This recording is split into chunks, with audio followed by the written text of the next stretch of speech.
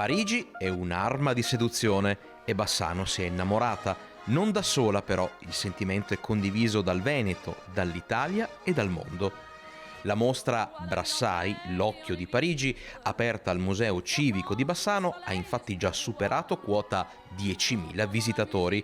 Un dato che conferma non solo il gradimento del pubblico, ma soprattutto il lavoro svolto dalla direzione e dall'amministrazione nel valorizzare le potenzialità culturali della città. Siamo molto contenti perché i numeri ci stanno dando grandi soddisfazioni, ma anche i commenti dei visitatori che vengono lasciati sui nostri libri visite, nei questionari, e ci fanno capire che i numeri sono accompagnati da un grande apprezzamento per la qualità della mostra, per la straordinarietà dell'artista, il racconto molto coinvolgente. Insomma, quest'area di Parigi effettivamente si respira qua a Bassano del Grappa.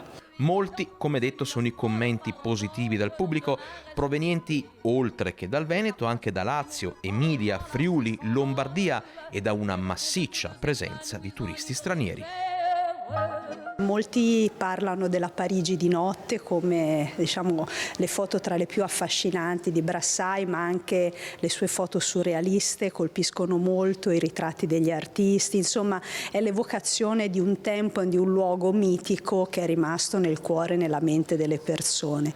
Abbiamo una serie di iniziative naturalmente a corredo della mostra, tra cui un'importante conferenza del professor Del Pupo il 13 di febbraio, che verterà proprio sul rapporto tra Brassai e Picasso.